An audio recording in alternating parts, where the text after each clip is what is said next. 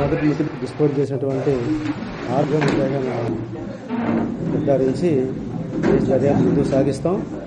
త్వరలో కూడా ఇప్పుడు నేను చెప్పినట్టు విధంగా దర్యాప్తు పూర్తి చేసి చార్జ్ షీట్ వేసే క్రమంలో అన్ని ఫార్మాలిటీస్ పూర్తి చేస్తాం. Thank you.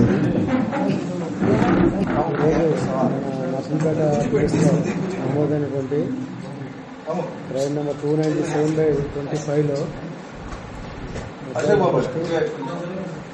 రిమాండ్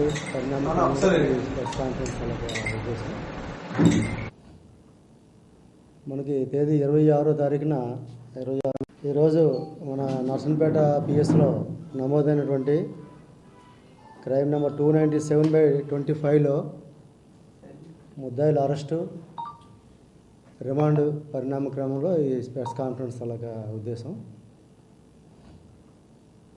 మనకి తేదీ 26వ తారీఖున 26 ఆగస్టున పుట్నూరు మన్మధరావు ఇచ్చిన రిపోర్టు మిస్సింగ్ కేసు వాళ్ళ బ్రదర్ అయినటువంటి గుప్తా, పుట్నూరు వెంకట భారతీశం గుప్తా మిస్ అయినట్టుగా వైజాగ్ వెళ్ళారు. వైజాగ్ నుంచి 26వ తారీఖున మళ్ళీ ఇంటికి చేరలేదు అని చెప్పేసి మనకి ఇచ్చిన రిపోర్టు 30 తారీఖు ఇచ్చిన రిపోర్టుపై మ్యాన్ మిస్సింగ్ కేసుగా నమోదు చేయడం జరిగింది. ఆ మ్యాన్ మిస్సింగ్ కేసు తదుపరి దర్యాప్తులో భాగంగా 5/9న నర్సంపేట పోలీస్ స్టేషన్లో ఇంకొక రిపోర్ట్ మ్యాన్ మిస్సింగ్ తర్వాత డెవలప్మెంట్స్ ఇంకొక రిపోర్ట్ కూడా మనకి రిసీవ్ చేసుకున్నాం. నర్సంపేట ఎస్ఐ గారు తన తమ్ముడైనటువంటి గుప్తా మృతదేహం ఈ శ్రీకాకుళం దగ్గరలో రామగడ్డలోన ఉన్నట్టుగా కనుగొని మనకి రిపోర్ట్ ఇవ్వడం జరిగింది. వాళ్ళకు ఉన్నటువంటి ఇన్ఫర్మేషన్ ప్రకారం ఎవరో చంపేసి పడేశారని చెప్పి రిపోర్టు. ఈయన బంగారం వ్యాపారం కూడా చేస్తుంటాడు, విశాఖపట్నం వెళ్ళి బంగారం తెస్తుంటాడు. ఆ క్రమంలో ఎవరైనా ఆయన దగ్గర ఉన్నటువంటి బంగారం గురించి హత్య చేసినట్టుగా వాళ్ళు తెలియవచ్చిందని చెప్పేసి సుమారుగా కేజీ బంగారం కూడా మర్డర్ చేసిన తర్వాత పట్టుకుపోయి ఉంటారని చెప్పేసి వాళ్ళు రిపోర్ట్ ఇవ్వడం జరిగింది. ఆ రిపోర్టు నేపథ్యంలో మనము ఈ క్రైమ్ మిస్సింగ్ కేసుని మర్డర్ కేసుగా ఆల్టర్ చేయడం, మర్డర్ ఫర్ గెయిన్ కేసుగా సేమ్ క్రైమ్ నెంబర్ ఆల్టర్ చేయడం జరిగింది. దర్యాప్తులో భాగంగా నర్సంపేట సిఐ గారు శ్రీనివాసరావు,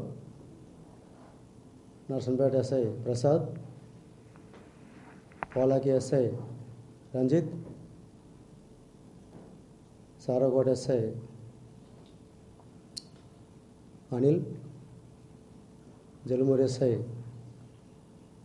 అశోక్ బాబు,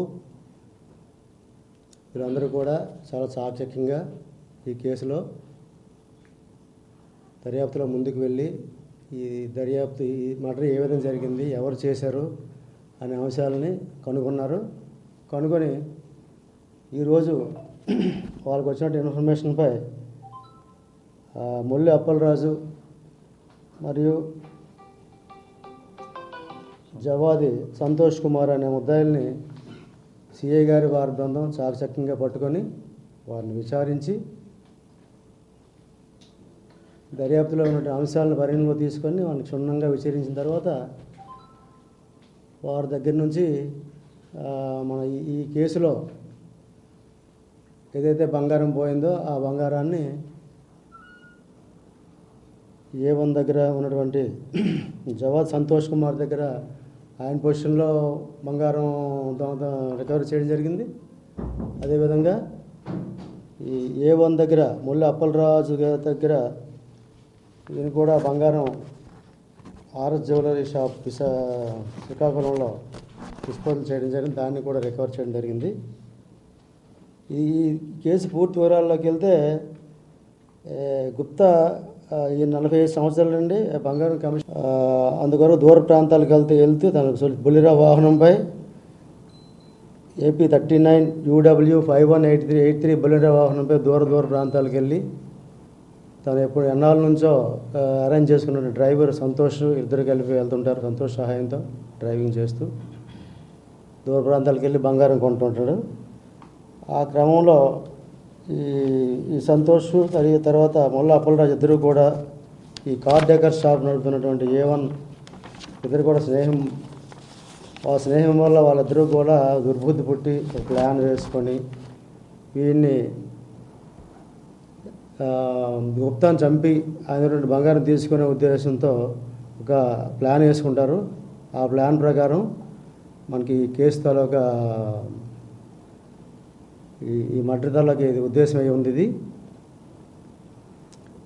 తేదీ 26/9/2000 నాడు మృతుడు ఇద్దరు కలిపి విశాఖపట్నం వెళ్ళి కేజీ 33 గ్రాముల బంగారం కొన్ని తిరిగి ప్రయాణంలో ముందు వేసుకున్న పథకం ప్రకారం ఆదిత్య కారు వరకు లోనికి వెళ్ళి వీరిద్దరూ కలిసి మృతుడి మెడకు తాడు బిగించి చంపివేసినారు.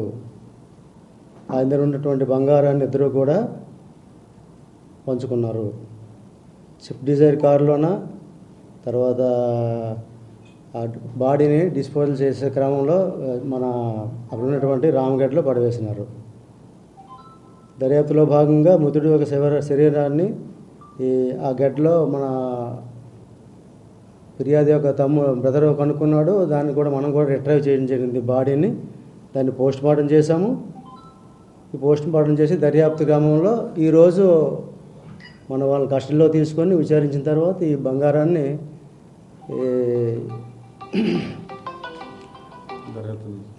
దర్యాప్తులో భాగంగా బంగారాన్ని తర్వాత ఆ 2 కార్లను కూడా సీజ్ చేసాం. రోప్ ఒకటి సీజ్ చేయడం జరిగింది. ఈ కేసులో ఇంకా దర్యాప్తు చేయవలసి ఉంది. కొన్ని విషయాలు ఇంకా పరిగణలో తీసుకొని దర్యాప్తు చేయవలసి ఉంది. దర్యాప్తు పూర్తి చేసిన తర్వాత ఛార్జ్షీట్ కూడా అతి త్వరలో వేసి నిందితుల్ని చట్టం ముందు నిలబెట్టి కేసు కన్విక్షన్ అయినట్టుగా అన్ని విధాలా కూడా మేము ఇంకా చేస్తాము.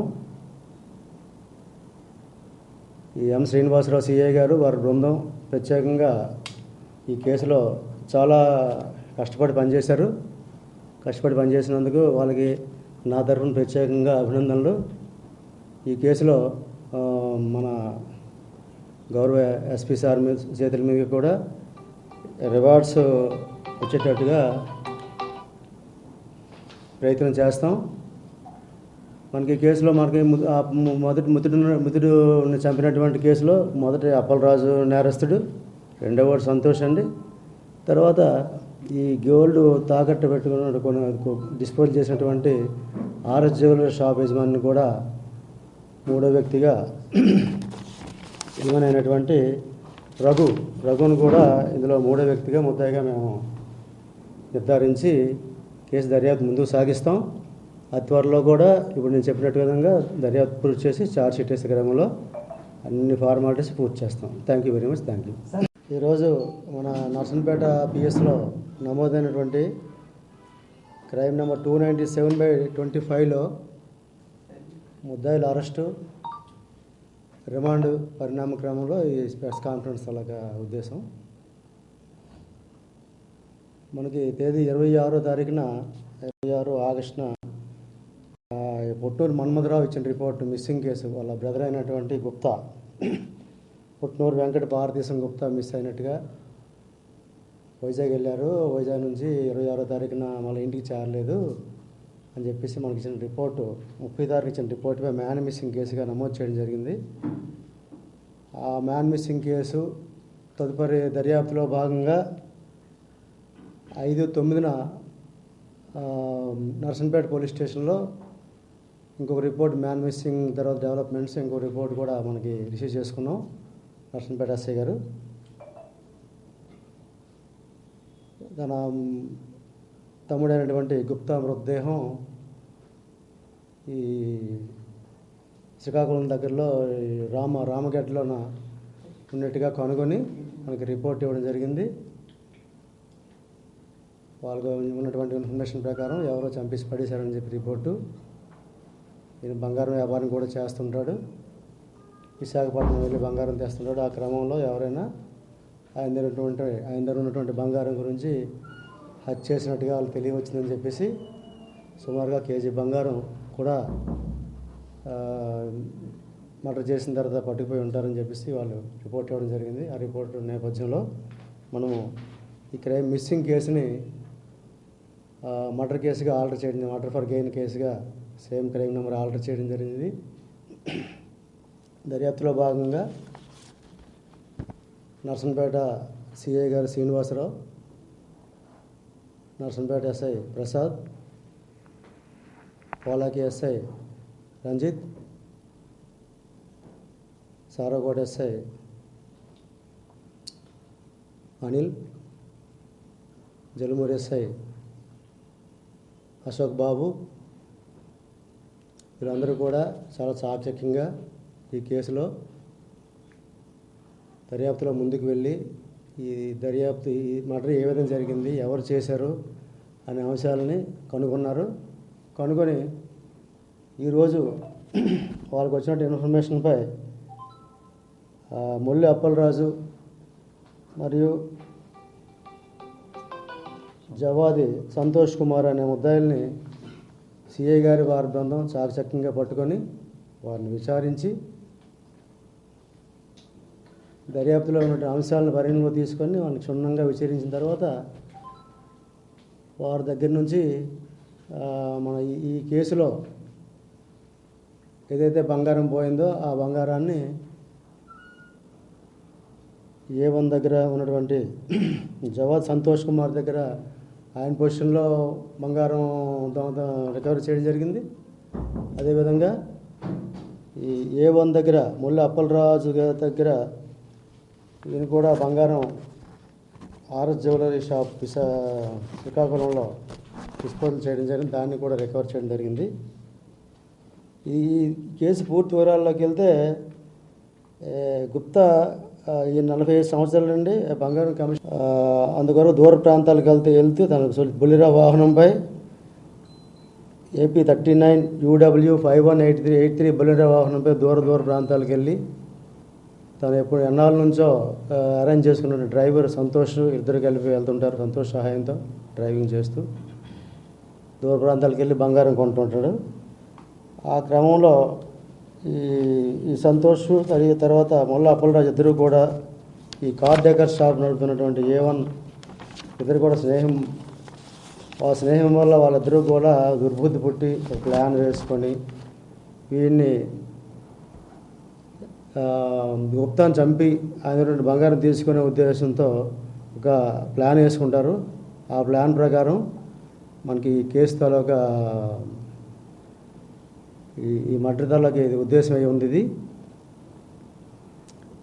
తేదీ 26/9/2000 నాడు మృతుడు ఇద్దరు కలిపి విశాఖపట్నం వెళ్ళి కేజీ 33 గ్రాముల బంగారం కొన్ని తిరిగి ప్రయాణంలో ముందు వేసుకున్న పథకం ప్రకారం ఆదిత్య కార్ లోనికి వెళ్ళి వీరిద్దరూ కలిసి మృతుడి మెడకు తాడు బిగించి చంపివేసినారు.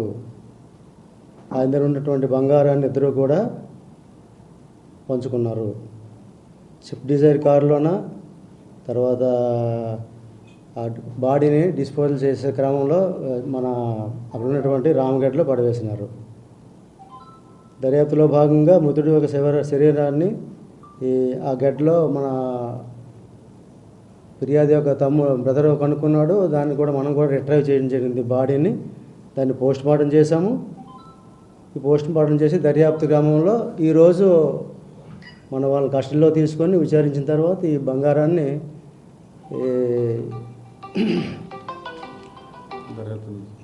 దర్యాప్తులో భాగంగా బంగారాన్ని తర్వాత ఆ 2 కార్లను కూడా సీజ్ చేసాం. రోప్ ఒకటి సీజ్ చేయడం జరిగింది. ఈ కేసులో ఇంకా దర్యాప్తు చేయవలసి ఉంది. కొన్ని విషయాలు ఇంకా పరిగణలో తీసుకొని దర్యాప్తు చేయవలసి ఉంది. దర్యాప్తు పూర్తి చేసిన తర్వాత ఛార్జ్షీట్ కూడా అతి త్వరలో వేసి నిందితుల్ని చట్టం ముందు నిలబెట్టి కేసు కన్విక్షన్ అయినట్టుగా అన్ని విధాలా కూడా మేము ఇంకా చేస్తాము. ఈ ఎం శ్రీనివాసరావు సిఐ గారు వారి బృందం ప్రత్యేకంగా ఈ కేసులో చాలా కష్టపడి పనిచేశారు. కష్టపడి పనిచేసినందుకు వాళ్ళకి నా తరఫున ప్రత్యేకంగా అభినందనలు. ఈ కేసులో మన గౌరవ ఎస్పీ సార్ చేతుల మీద కూడా రివార్డ్స్ వచ్చేటట్టుగా ప్రయత్నం చేస్తాం. మనకి కేసులో మనకి మృతుడిని చంపినటువంటి కేసులో మొదటి అప్పలరాజు నేరస్తుడు, రెండవవాడు సంతోష్ అండి. తర్వాత ఈ గోల్డ్ తాకట్టు పెట్టుకున్న డిస్పోజ్ చేసినటువంటి ఆర్ఎస్ జ్యువెలరీ షాప్ యజమాని కూడా మూడో వ్యక్తిగా యజమానైనటువంటి రఘును కూడా ఇందులో మూడో వ్యక్తిగా ముద్దాయిగా మేము నిర్ధారించి కేసు దర్యాప్తు ముందుకు సాగిస్తాం. అతి త్వరలో కూడా ఇప్పుడు నేను చెప్పినట్టు విధంగా దర్యాప్తు పూర్తి చేసి ఛార్జ్ షీట్ వేసే క్రమంలో అన్ని ఫార్మాలిటీస్ పూర్తి చేస్తాం. Thank you very much. Thank you.